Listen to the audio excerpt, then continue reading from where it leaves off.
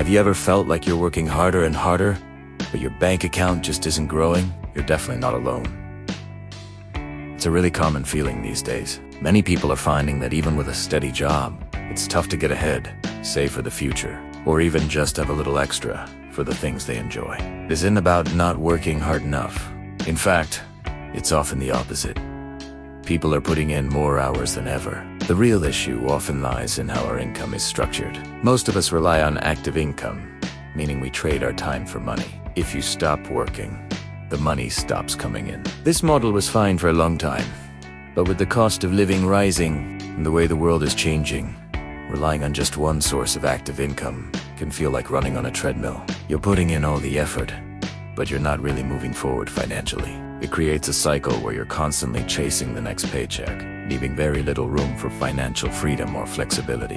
This is why the idea of passive income has become so popular. It's not about getting rich quick or not working at all. It's about building systems that can generate money for you, even when you're not actively working on them. Think of it like planting a tree. You put in the initial effort to plant it and water it, but eventually it grows and produces fruit on its own, year after year.